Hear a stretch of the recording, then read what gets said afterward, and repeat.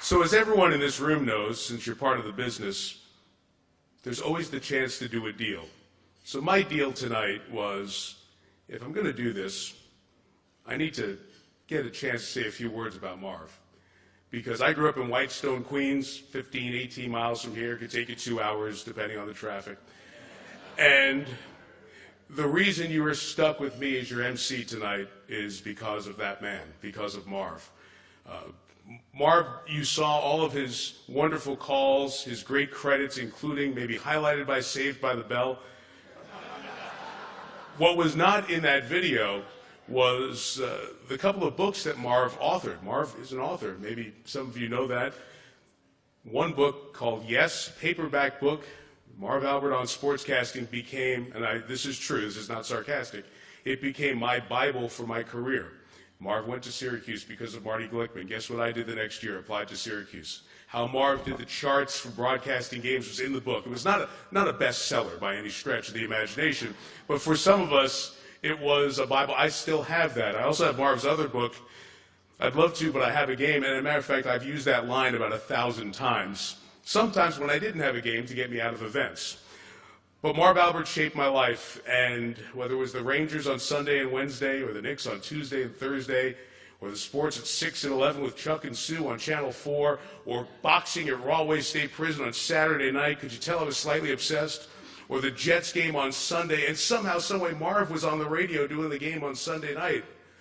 Marv was the inspiration. People always ask, why do you work as much as you do? Why do you do so many events? So I'm just trying to catch up to my idol. Because Marv always worked. And the great thing about Marv, it sounded like it was the first game he was doing in a month. The enthusiasm, the passion. Nobody who does this job brings an event to life like Marv Albert does. My words are just a few of the great credits that we who do this want to share about one of our favorites, one of our inspirations, certainly a Hall of Famer. Here are some other people with their thoughts on Marv Albert.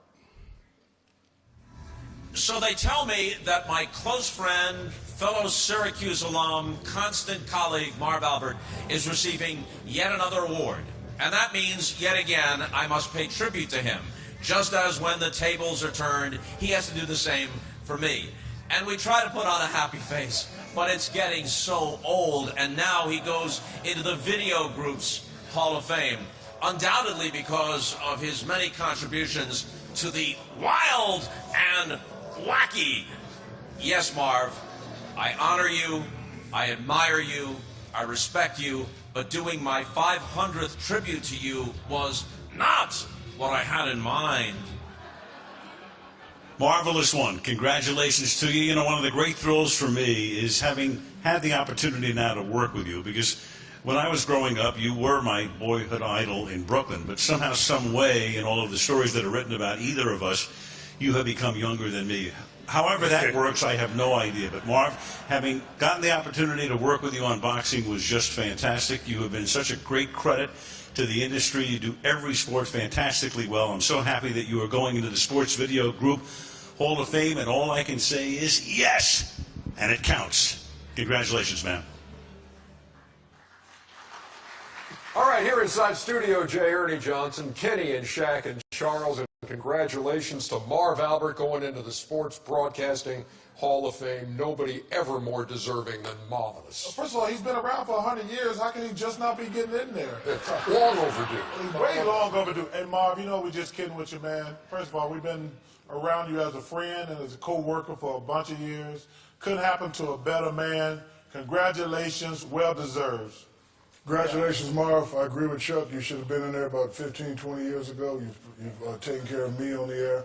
Love you, love your brother, love your whole family. Congratulations, sir. Well, being the only New Yorker on the set, I grew up with Marv, listening to him on the radio. Forget television. On the radio, listening to Knick games on the road and at home at Madison Square Garden. He is the measuring stick of what broadcasting is. So Marv Albert, he used to do both color and analyst at the same time and do play-by-play, all three by the same time. Chuck, give me your best yes. Yes! No. That's not close. How is it? No, it's more, and you have to add this. Yes, and it counts. Yes, and it counts. Yes, and the foul. Yes. That's pretty good. So let's go back to New York, where it's a cool, crisp, 42-degree evening. Actually, I don't know because we're taping this, but Marv, congratulations.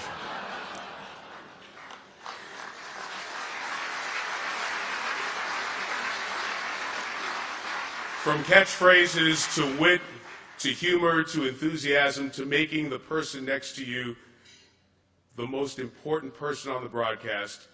So many different broadcasters, especially of my generation, who you listen to on a nightly basis.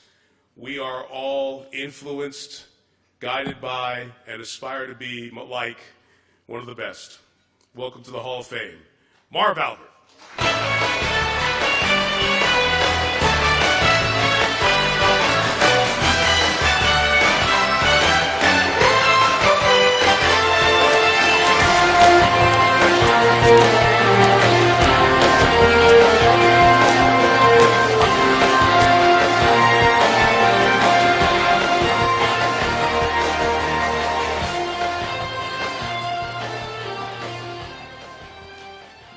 I feel embarrassed. Mike, thank you very much. And I do have a couple of extra copies of that. Yes, I believe it was a paperback edition, which is selling now for 75 cents, I believe, on Columbus Avenue. But let me say what a huge honor it is to be part of this group of 2015 inductees, and obviously a prestigious night for Turner Sports with Ted Turner himself and popular longtime TNT executive producer Mike Pearl among those being inducted. And as I look around the room, I feel that I'm having kind of an out-of-body experience, as if I'm watching a version of that popular TV show of years ago, This Is Your Life. There are so many people here who have had a major impact on my career and my life in terms of encouragement, advice, inspiration. To name a few, two of the greatest commissioners in the history of sports, David Stern and Adam Silver. David Levy, the president of Turner Sports, a great boss and a friend for so many years, and I can't thank you enough for all you've done for me.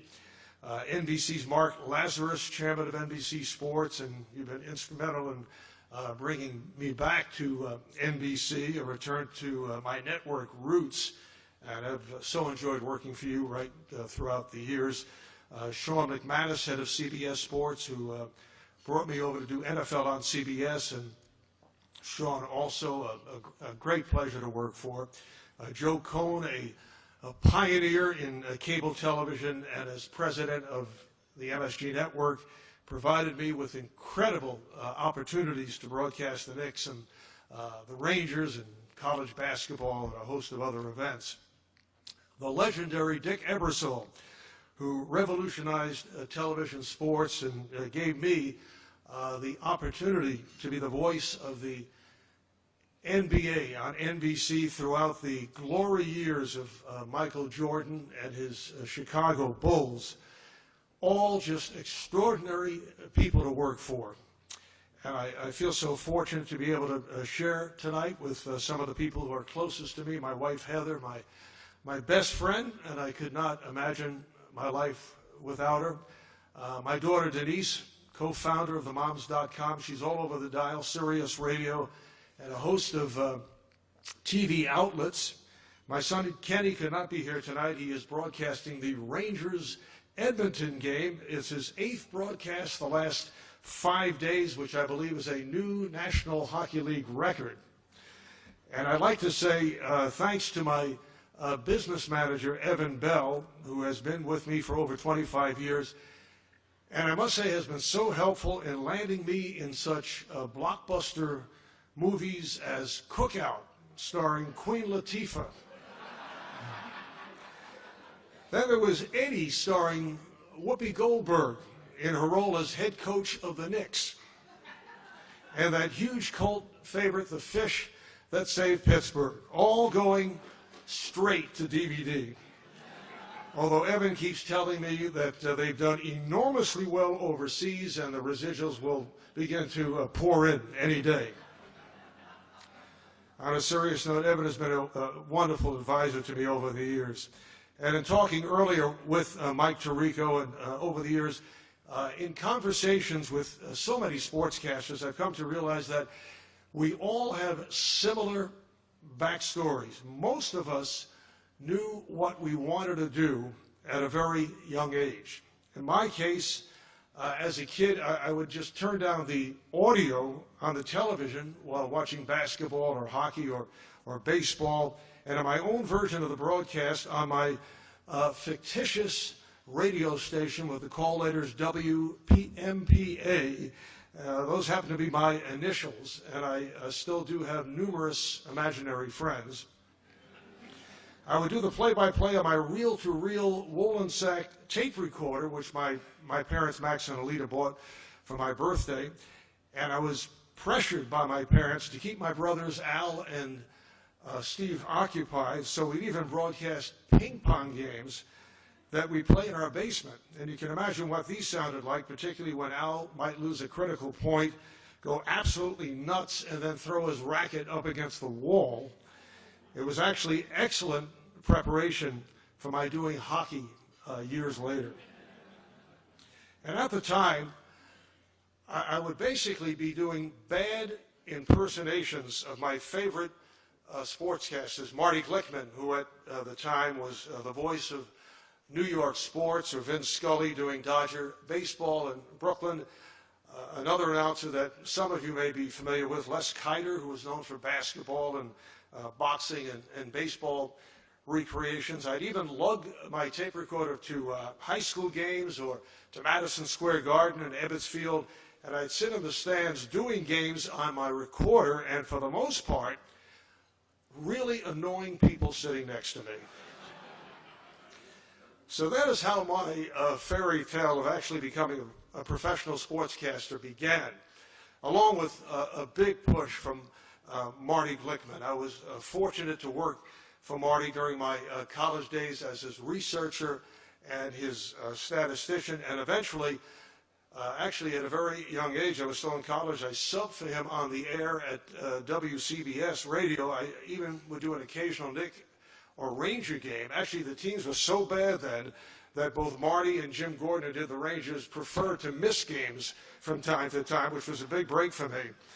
I was so greatly influenced by Marty Glickman's style, listening to his extraordinary radio calls of the Knicks and the football giants and college basketball, his passion for the game, his preparation, and particularly his broadcast philosophy.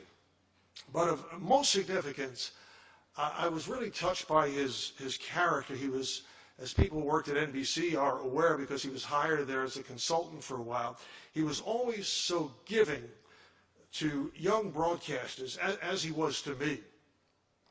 And I must say that over the years, I have been so lucky to work alongside so many outstanding color analysts, but I'm always asked about one in particular, the czar, Mike Fratello. The czar of the telestation, who is here with us tonight. Please hold your applause on that, though. He's very shy. Mike, a one-time successful NBA head coach for quite some, many years actually, for the Atlanta Hawks and with several other teams, Cleveland Cavaliers, and more importantly to me, a very easy target as a broadcaster. For example, 2 years ago, before an NBA telecast on TNT, it was a three-man announce team, Mike, Steve Kerr, and me. Steve and I got to the makeup room particularly extra early for that game that night. So we could tell the makeup woman that the czar, it seems, and it was sad, was a bit hard of hearing, which was not true. But we told her that you really have to talk to him at a very loud pitch. So about an hour later, we come back to the room, and we hear all kinds of yelling as Mike is sitting in the makeup chair, rolling his eyes, exasperated, and really in a rage, wondering what is going on, as the makeup woman is screaming in his ear, and Steve and I really enjoyed that moment. She was actually just asking about the color tone of makeup that he preferred. But the screaming continued, I would say a good 15, 20 minutes. Now this is high caliber, mature, behind the scenes broadcast knee slappers that make all of us so proud. And I've always felt that it is key to have both rapport and fun in terms of humorous moments with my broadcast partners. But to me, objectivity has always been most important, because most fans are not stupid. Be it a local broadcast or national, if their team was not playing well, they know. You can't fool them. So I've always felt that you have to report what is actually going on, which might not always be appreciated, let's say, by the teams or the players, but you have to be true to your audience and true to yourself, because you're reporting on the game. You're really just a mirror of what is actually going on. And even at this stage of my career, it crosses my mind that this is all what we've seen here. It's just so unbelievable to me how many people actually get to do what they were hoping to do from, in my case, the third grade on. And even at this point, moments before the start of an NBA game on TNT or a boxing event on NBC or whatever the event might be, I'm at that broadcast table thinking, how great is this? There is no other place I'd rather be. Heather, that's from the broadcast point of view, I should point out. It is truly a career highlight for me to be a part of the Sports Broadcasting Hall of Fame, and I thank you all so much.